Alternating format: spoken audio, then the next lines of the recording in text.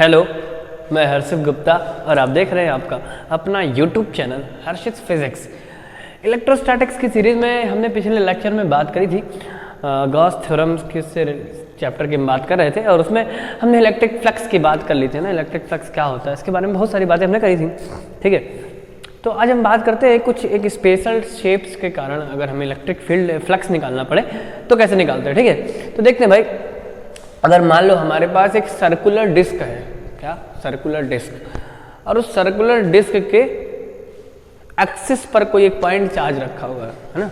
जरा समझते हैं भाई, ये मान लेते हैं एक हमारे पास क्या है, सर्कुलर डिस्क है और इसका ये एक्सिस है। इसके एक्सिस पर हमने कहा कि कोई पॉइंट चार्ज रख दिया Q, ठीक है। तो इस पॉइंट चार्ज Q से के कारण इस इलेक्ट्रिक फील्ड लाइंस निकलेंगी और इसको क्रॉस करेंगी, है ना।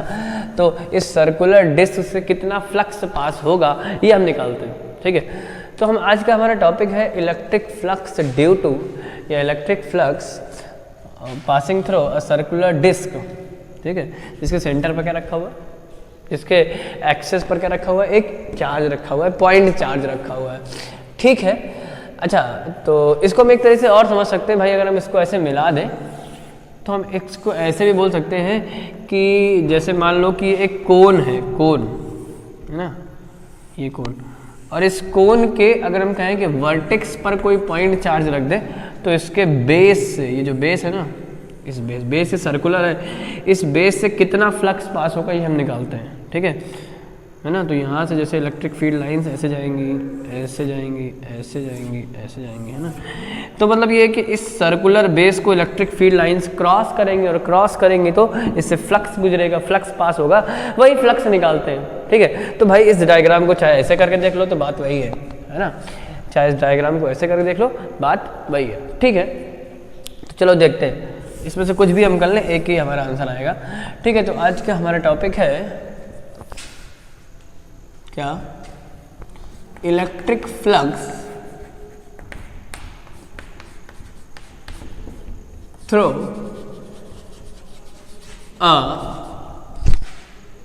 सर्कुलर डिस्क, है ना। एक सर्कुलर डिस्क है और सर्कुलर डिस्क, ठीक है, और जिसके सेंटर पर क्या रख, जिसके एक्सिस के एक पॉइंट पर पॉइंट चार्ज रखा हुआ है ना।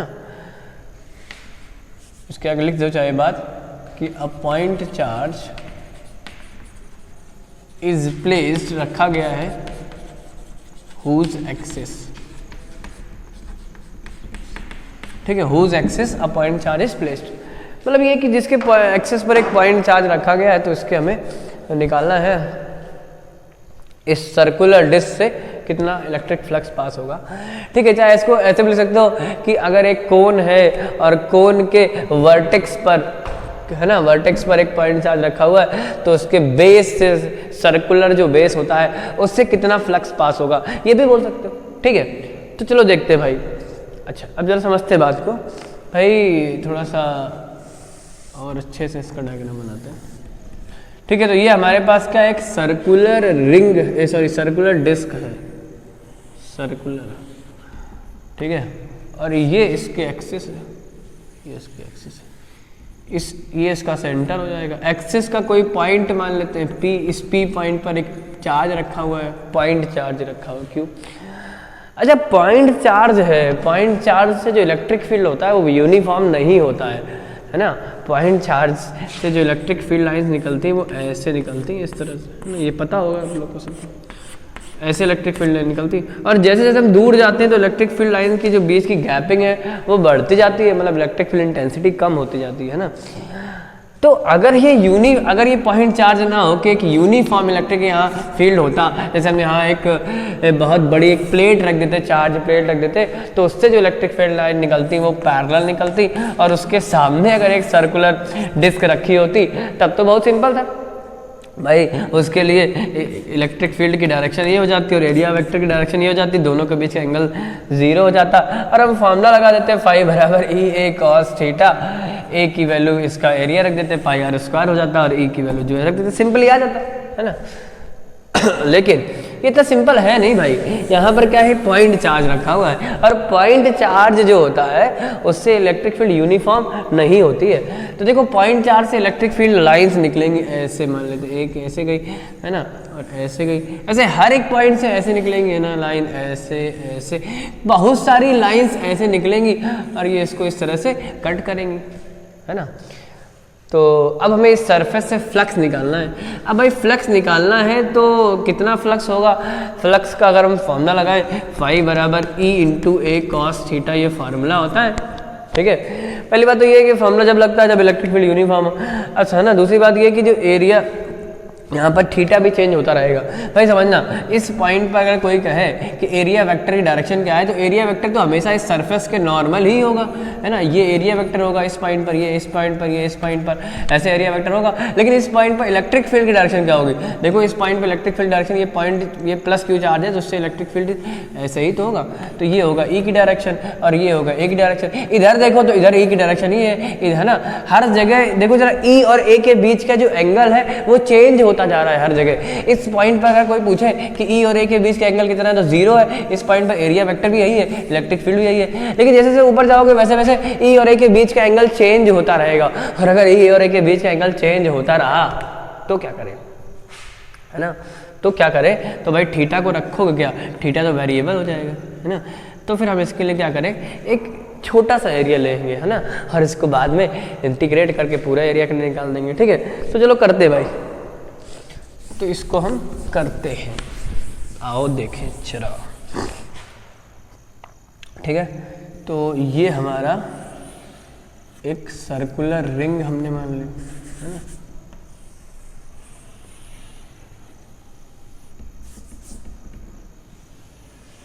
ये मान लो, ये हमने ले ली एक सर्कुलर रिंग, ठीक है। अच्छा ये सर्किल है, आपको मेरा सर्किल कहाँ दिख रहा है भाई, ये 3D डायग्राम है ना, ये ऐसे देखो, ऐसे सामने से 3D है। तो ये सर्कुलर, और ये इसका सेंटर, और इसके सामने मान लेते हैं ये इसको हमने ऐसे मिला दिया, इसको हमने ऐसे मिला दिया, ठीक है। अच्छा अब सुनो, हमने क्या किया, इसमें एक रिंग को कंसीडर कर रहे हैं, देखना ऐसे,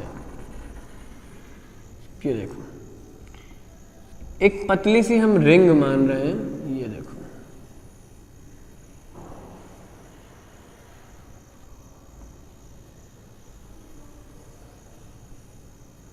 अगर ऐसी कई सारी रिंग्स को मिला दो तो क्या ये पूरी डिस्क नहीं बन जाएगी भाई। डिस्क को हम कई सारी इस तरह की रिंग्स में काट सकते हैं ना। तो हमने एक रिंग ले ली, और ऐसी अगर हम बहुत सारी रिंग्स लेके सबको ऐसे मिला दें तो वो डिस्क बन जाएगी, है ना। तो हम क्या करें, इस रिंग से पास होने वाला फ्लक्स निकालें और इसको इंटीग्रेट कर देंगे, है ना। तो जरा समझते हैं बात को भाई, समझते हैं। ये जो डिस्क है इसकी रेडियस हमने कुछ मान ली, ठीक है। इस डिस्क की जो रेडियस है वो मान लेते हैं कि a है, a इस डिस्क की रेडियस है, और इस डिस्क के सेंटर से r दूरी पर कोई पॉइंट p है, और इस p पॉइंट पर, सॉरी इसकी डिस्क के सेंटर से, इसको o मान लो, इससे x दूरी पर कोई पॉइंट है, और इस p पॉइंट पर एक पॉइंट चार्ज q रखा हुआ है, ठीक है। तो देखो अगर हम तुमसे कहें कि इस रिंग के लिए एक छोटा सा एरिया ले लो, ये एरिया, तो इसका जो एरिया वेक्टर होगा वो होगा ये ना, ए को हटा देंगे, ठीक है, ए को चलो नीचे दिखा देते हैं ये। तो इसके लिए एरिया वेक्टर यही तो होगा भाई, छोटा सा एरिया लिया है, और छोटा सा एरिया लिया है, इस रिंग का जो एरिया है, ये जो एरिया, इस एरिया को हमने कितना माना, DA माना, बहुत छोटा सा एरिया ले रहे हैं ना भाई। छोटे से एरिया से हम फ्लक्स निकालेंगे, बाद में इसको इंटीग्रेट कर देंगे।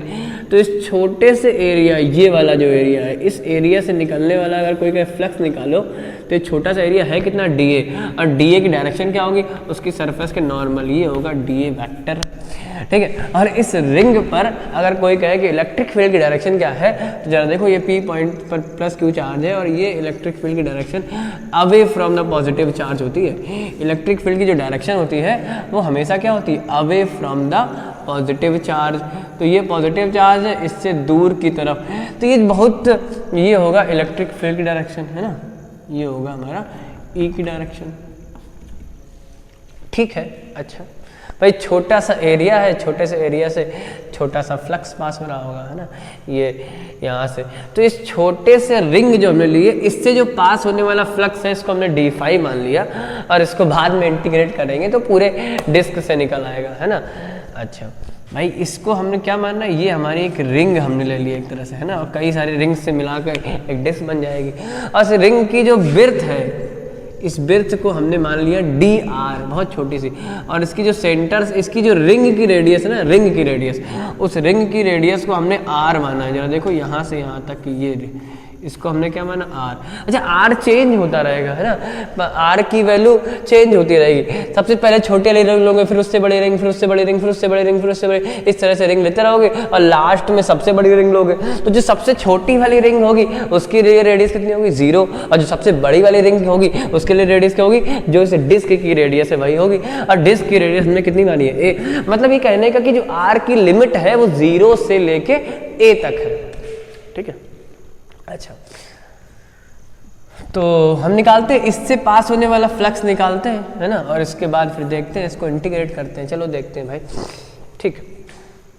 तो हमने माना कि ये जो एंगल है, इस एंगल को हमने थीटा मान लिया, ठीक है, इस एंगल को हमने थीटा मान लिया।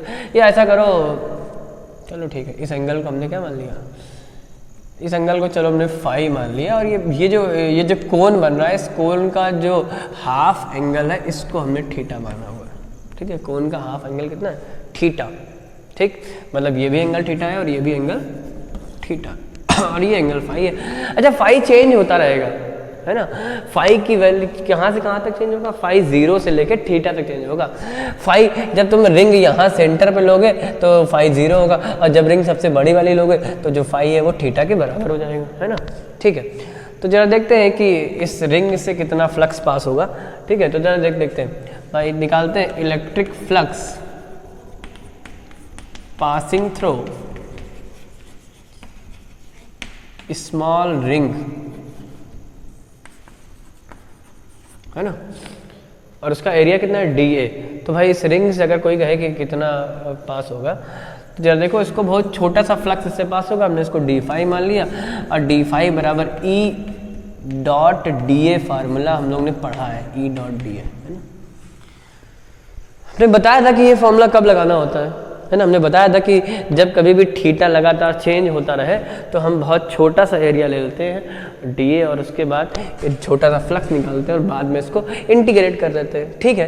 तो चलो करते हैं, तो ये आ गया, ठीक है। अब जरा देखो, यहाँ पर ए डॉट बी का अगर तुम फॉर्मूला लगाओगे तो डी फाई बराबर आएगा ई इंटू डी ए और कॉस थीटा। देखो जरा भाई, ये एंगल फाई था, ये एंगल फाई हमने माना, तो इसका मतलब ये एंगल भी फाई हो जाएगा। भाई देख लो, करस्पॉन्डिंग एंगल है ना, ये इसके पैरेलल है, तो ये एंगल कितना हो जाएगा, फाई हो जाएगा। अच्छा, फाई चेंज होता रहेगा, फाई फिक्स नहीं है, फाई वेरिएबल है, ठीक है। तो ये आ गया, ठीक है। अच्छा, अब अगर तुमसे कोई कहे कि ऐसा करो, ई की वैल्यू रख दो, यहाँ पर ई की वैल्यू रखो, फिर इसको इंटीग्रेट कर दो, है ना, यही तो करेंगे। हाँ, तो करते हैं, चलो। ई की वैल्यू क्या होगी, ई है क्या एक्चुअली में, ई है क्या यहाँ पे, ई जो है वो क्या है, वो भाई ई क्यू चार्ज के कारण इस वाले पॉइंट पर इलेक्ट्रिक फील्ड है, ठीक है। तो कितना आएगा भाई, देखो, इस क्यू चार्ज के कारण इस पॉइंट पर इलेक्ट्रिक फील्ड अगर कोई पूछे तो यहाँ से यहाँ तक की डिस्टेंस देख लो, और ये डिस्टेंस देख लो, और उसके बाद फॉर्मूला लगा दो, भाई पॉइंट चार्ज वाला फॉर्मूला लगा दो, ई बराबर 1/4 pi epsilon naught q upon r square, ठीक है। तो लगाते हैं, जरा देखो, डी फाई बराबर इसकी वैल्यू रखो 1/4 पाई एप्सिलॉन नॉट, और बताओ क्यू, ये हो जाएगा q upon r square. R देखो, यहाँ से यहाँ तक की डिस्टेंस होगी, और ये कितना है, ये हमने माना कि आर है, ये हमने क्या माना, देखो हमने इस रिंग की रेडियस को हमने आर माना ना, हम देखो भाई, ये था हमने, देखो यहाँ से यहाँ तक की जो डिस्टेंस मानी है वो आर मानी है ना, ये लिखी है, नीचे भी लिखी है, और जो आर है वो वेरिएबल है, आर चेंज होती रहेगी, तो इस पर्टिकुलर रिंग के लिए रेडियस आर है, ठीक है। तो ये आर हो गया, ठीक है। तो ये हो जाएगा ई बराबर 1/4 pi epsilon naught q upon r square होता है। तो जरा समझना भाई, आर स्क्वायर इस पॉइंट 4 से यहाँ तक की डिस्टेंस होगी, ये आर है और ये है एक्स, तो इस ट्रायंगल में अगर तुम पाइथागोरस थ्योरम यूज़ करोगे तो ये जो आएगी, यहाँ से यहाँ तक की डिस्टेंस कितनी आएगी, यहाँ से यहाँ तक की डिस्टेंस आएगी अंडर रूट के अंदर कितना, आर स्क्वायर और प्लस का ए स्क्वायर, भाई हाइपोटेनस कर्ण हाइपोटेनस का स्क्वायर बराबर होता है परपेंडिकुलर स्क्वायर अपॉन बेस का स्क्वायर। परपेंडिकुलर कितना है r है और बेस कितना है a, बेस कितना है सॉरी यहाँ पर बेस है कितना है x है ना, बेस है x, तो ये आ जाएगा। और जब इसका स्क्वायर करोगे तो ये रूट हट जाएगा, तो कुल मिला के यहाँ पर आएगा r square plus x square. ठीक है, कोई दिक्कत होनी नहीं चाहिए वैसे भाई। ई बराबर 1/4 पे क्यू अपन आर स्क्वायर लगाया और आर यहाँ से यहाँ तक की डिस्टेंस होगी, उस पॉइंट 4 से उस पॉइंट की डिस्टेंस होती है, तो यहाँ से यहाँ तक डिस्टेंस हो गई। ठीक है, इनटू डी ए जरा देखो कितना होगा, जरा समझना। डी ए है क्या, डी है एरिया किसका, इस रिंग का। तो जरा समझना भाई, इसकी जो विर्थ है ये बहुत छोटी सी रिंग है, बहुत पतली रिंग है ना। इसकी जो विर्थ है हमने क्या किया, डिस्क को बहुत छोटे छोटे रिंग्स में बांट दिया है एक तरह से, और ये जो विर्थ है इस विर्थ को हमने डी आर माना है। डी आर बहुत छोटी लेंथ है। ठीक है, तो जरा समझे, अगर तुमसे कहा जाए बताओ इसका एरिया बताओ, तो भाई अगर इस डिस्क ये जो रिंग है ना, ये ऐसे ये वाली जो रिंग है, इसको अगर यहाँ से ऐसे खींच दें सीधा, भाई ये जो रिंग है ये वाली रिंग, इसको अगर कोई कहे कि यहाँ से काट के सीधा ऐसे खींच दो, तो जरा देखो यही ऐसे ही तो बनेगी, ये पोजीशन। नहीं समझ पाए भाई, इसको हमने ये जो है ना इसको सीधा कर दिया। अगर तुम इसको सीधा करोगे तो कुछ ये बनेगा ऐसा, और ये बनेगा, और ये जो विड्थ है, ये जो इसकी विड्थ है वो कितनी है, ये विड्थ है डी आर, और यहाँ से यहाँ तक की लेंथ कितनी हो जाएगी, ये सर्कुलर रिंग है और सर्कल की जो सरकमफेरेंस होगी, परिधि होगी, वही हो जाएगी, तो 2πr हो जाएगी। तो भाई जरा देखो, अगर इसका हमें एरिया निकालना है, तो एक रेक्टेंगल बन रहा है, रेक्टेंगल का ये लेंथ इंटू विड्थ होता है, तो मतलब डी ए की वैल्यू एक्चुअली हो जाएगी 2πr, ठीक है, इंटू डी आर, ये हो जाएगा। ठीक है, अब cos फाई निकालो जरा, फाई ये वाला एंगल है, cos फाई देखो इस वाले ट्रायंगल में, cos फाई निकलने के लिए तुम्हें बेस अपॉन हाइपोटेनस, मतलब आया कितना, बेस कितना था x, और अपॉन हाइपोटेनस बताओ ये, और ये है कितना, अंडर रूट के अंदर बोलो, अरे अभी निकाला ना, r square plus x square. ठीक है, अच्छा, तो भाई ये डी फाई आ गया, हमें डी फाई को इंटीग्रेट करना है ना, तो चलो करते हैं इसको इंटीग्रेशन। वो लोग देख के ही घबरा गए, अरे ये क्या इंटीग्रेशन, भाई मैथ वाले आराम से इसका इंटीग्रेशन कर सकते हैं। पहले देखो पाई से पाई कट गया, अच्छी बात है, 2 से 2 काट दो, अच्छा है। ठीक है, तो देखो डी फाई आया कितना, डी फाई बराबर आया देखो 1 अपॉन, ये यहाँ 2 बचेगा है ना, 2 बचेगा और एप्सिलॉन नॉट बचेगा, अच्छा है। ऊपर क्या बचा, क्यू बचा है ना, पर Q लिखा हुआ है, और क्या लिखा हुआ है, और X लिखा हुआ है, और R लिखा हुआ है ना, X लिखा हुआ है, R लिखा हुआ है, और DR लिखा हुआ है, इतना लिखा हुआ है ना, Q लिखा हुआ है, X लिखा हुआ है, R लिखा हुआ है, और DR लिखा हुआ है। ठीक है, ये तो है भाई, Q है, X है, और R है, और DR है, 2π से कट गया। ठीक है, अपॉन में जरा देखो, अपॉन में अपॉन में ये लिखा है r square plus x square की होल पावर 1, और ये लिखा है r square plus x square की होल पावर हाफ, रूट का मतलब हाफ होता है, तो एक्चुअली पावर 3/2 हो जाएगी, तो r square plus x square की होल पावर 3/2 हो गया है ना, एक और आधा जोड़ दो, 1.5 हो गया, 3/2 हो गया, ये हो गया। तो ये हमारा डी फाई तो निकाला है, अब हमें इसको इंटीग्रेट करना है, तो करते हैं जरा इसका इंटीग्रेशन। हम इसका इंटीग्रेशन करने का जरा एक चीज समझते हैं भाई, 2 एप्सिलॉन नॉट तो कांस्टेंट ही है, क्यू भी कांस्टेंट है, क्यू क्या है, क्यू ये पॉइंट चार्ज है, ये तो कांस्टेंट ही है ना। ठीक है, अच्छा है, एक्स क्या है भाई, एक्स भी कांस्टेंट है ना भाई, रिंग तुम अलग अलग लोगे, ये लोगे, बहुत सारी रिंग लोगे, तो क्या एक्स बदल जाएगा क्या, सब रिंग के सेंटर से उस पॉइंट चार्ज की जो डिस्टेंस है वो तो एक्स ही रहेगी ना, तो एक्स भी नहीं बदलेगा। हाँ, आर को देखो, आर बदल जाएगा, आर बिल्कुल बदलेगा भाई, रिंग अगर ये लोगे तो आर ये होगा, रिंग बड़ी ले लोगे तो आर और बड़ा, आर बदलता रहेगा ना, और आर की लिमिट क्या होगी, 0 से a, इस जो डिस्क है उसकी रेडियस a है, तो आर की जो लिमिट है वो 0 से a तक होगी है ना, तो आर तो खैर इंटीग्रेशन के बाहर नहीं आ पाएगा। अब नीचे वाला टर्म देखो, नीचे वाले टर्म में ज़्यादा देखो r square plus x square आ रहा है, हाँ तो एक्स तो कांस्टेंट है, लेकिन हम इसको बाहर कैसे कर दो है ना, ये पूरा टर्म जो है इंटीग्रेशन के अंदर ही रहेगा। तो चलो इसको इंटीग्रेट करें, तो अगर इसको इंटीग्रेट करें, देखो इंटीग्रेटिंग भाई इंटीग्रेशन का बड़ा यूज़ है फिजिक्स में। जब हम छोटे छोटे चीज़ से कोई क्वांटिटी निकालते हैं और फिर पूरे के लिए निकालना होता है तो हमें इंटीग्रेट करना पड़ता है। तो यहाँ जरा हम इंटीग्रेशन करेंगे, जरा समझना, इंटीग्रेशन ऑफ d5 बराबर आओ, यहाँ पर 1/2 अब साइलेंट नोट तो कांस्टेंट ही है, इस रहने दो, q भी कांस्टेंट है, अच्छी बात है ना, q कांस्टेंट है। और बताओ भाई x भी कांस्टेंट है, x भी कांस्टेंट है। बचा क्या देखो इंटीग्रेशन की, इंटीग्रेशन के अंदर बचा क्या, इंटीग्रेशन के अंदर बचा r और अपॉन में r² प्लस x² की होल पावर 3/2 और क्या dr। अब ये सिंपल सा इंटीग्रेशन है, मैथ में खूब सवाल पढ़ा जाते हैं ऐसे इंटीग्रेशन के, है ना, ऐसा खूब सवाल हम लोग करते भी हैं इंटीग्रेशन के। अच्छा यहाँ पर x कांस्टेंट है ना, मैथ के सवालों में ज़्यादातर x वेरिएबल होता है, लेकिन यहाँ पर ये है कि x कांस्टेंट है और r वेरिएबल है ना, और इसका हमें इंटीग्रेशन करना है। तो भाई इनका इंटीग्रेशन अलग से भी तुम करके यहाँ रख सकते हो, सॉल्व करके रख सकते हो, ठीक है। तो ज़रा इसका इंटीग्रेशन करने के लिए थोड़ा सा मैथ का यूज़ करते हैं, जरा देखते हैं तो इसका इंटीग्रेशन कैसे करें। अच्छा इसकी लिमिट भी चाहे तो लगा दो भाई, यहाँ तो इंटीग्रेशन 5 हो जाएगा, है ना, पूरा फ्लक्स 5 हो जाएगा। और अगर यहाँ पर लिमिट की बात करो तो किसकी लिमिट लगाओगे बताओ, r की लिमिट लगानी है, और r की लिमिट है क्या, r की लिमिट 0 से a है, ठीक है। तो चाहे तो लगा देना, चाहे तो बाद में लगा देना, चाहे तो बाद में इंटीग्रेशन करने के बाद लिमिट लगा देंगे, ठीक है, कोई दिक्कत नहीं, उससे फर्क नहीं पड़ता। अच्छा आगे देखो, जाओ यहाँ तो हो गया 5 बराबर आओ, यहाँ पर जो लिखा था ये आया था qx/2 एप्सिलॉन नॉट, ठीक है। अच्छा जरा इसको इंटीग्रेशन करना भाई, जरा इंटीग्रेशन इसको करने के लिए हमें क्या करना पड़ेगा, जरा एक चीज़ समझते हैं भाई। इसका इंटीग्रेशन करने के लिए हम क्या करें, r² को t मान लें, है ना। थोड़ा मैथ का यूज़ कर रहे हैं, थोड़ा समझना चाहिए आप लोगों को, मैथ का यूज़ कर रहे हैं इसका इंटीग्रेशन करने में।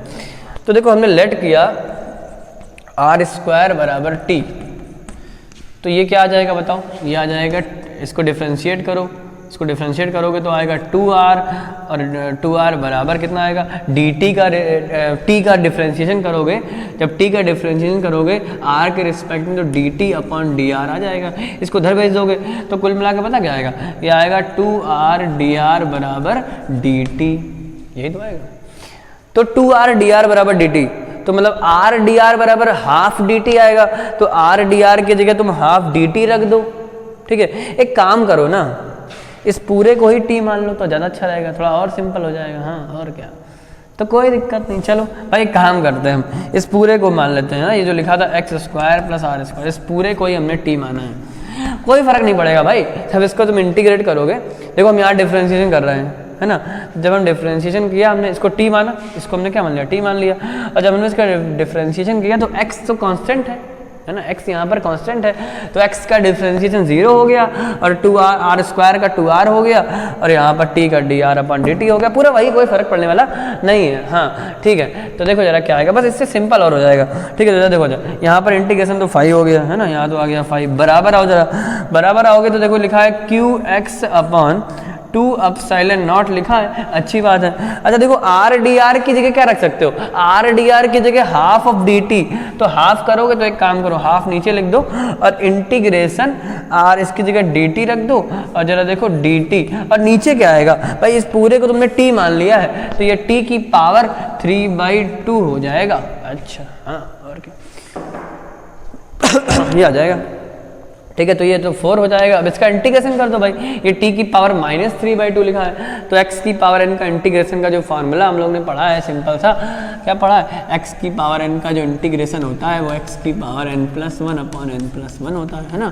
तो यहाँ पर n की जगह -3/2 है, जब -3/2 +1 करोगे अपॉन, तो -3/2 +1 मतलब 1.5 में से 1 घटा दो, है ना, तो क्या आएगा आधा, और वो भी क्या माइनस का, क्योंकि माइनस वाला नंबर बड़ा है तो माइनस का हाफ आएगा, है ना। जरा देखो 5 बराबर ये आ गया qx/4 एप्सिलॉन नॉट, और इसका जरा हम इंटीग्रेशन कर ही देते हैं, t की पावर -3/2 तो आएगा पता, t की पावर -3/2 +1, -3/2 +1 अपॉन -3/2 +1, ठीक है, ये आ गया। तो ये पता कितना आएगा, नीचे आएगा माइनस का हाफ, है ना, और ऊपर आएगा t की पावर -हाफ, तो t की पावर -हाफ ऊपर आएगा, इसको नीचे ले आओगे, तो टी की पावर हाफ हो जाएगा, है ना। तो जरा देखो फाई बराबर कितना आएगा, फाई बराबर आएगा Q x upon 4 epsilon not लिखा है, नीचे बचेगा माइनस का हाफ, तो इंटू हम यहाँ माइनस का 1/2 कर दे रहे हैं, ठीक है। और ब्रैकेट के अंदर देखो, ब्रैकेट के अंदर बचेगा टी की पावर माइनस हाफ, और जब नीचे लाओगे तो प्लस हाफ, तो मतलब लिख सकते हो टी अंडर रूट के अंदर टी। नहीं समझ पाए? अरे भाई टी की पावर माइनस हाफ को नीचे लाए तो टी की पावर प्लस हाफ हो गया, और टी की पावर प्लस हाफ का मतलब रूट होता है, तो ये आ गया, ठीक है। अच्छा इंटीग्रेशन हो गया है ना, अब चाहे तो लिमिट भी लगा दो। चलो एक काम बोले, टी को कन्वर्ट तो कर लो, टी को वापस उसी में ले आओ जो हमारा पहले से था आर और एक्स में, है ना। इसके बाद लिमिट अप्लाई कर लेंगे। तो देखो इससे 2 से ये 2 तो कट ही जाएगा, तो यहाँ फिर 2 हो जाएगा और ये माइनस और आ जाएगा, ठीक है। तो चलो देखो और करते हैं इसके आगे, ठीक है। यहाँ तक आप लोग नोट कर सकते हैं, इधर आप लोग इसको नोट कर सकते हैं, और हम इसको क्या करते हैं, मिटा देते हैं, ठीक है।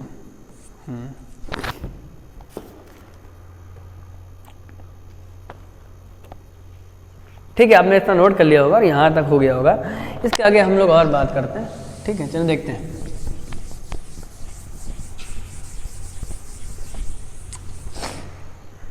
भाई देखो यहाँ क्या बचा, क्यू एक्स अपॉन बचा 4 एप्सिलॉन नॉट, है ना।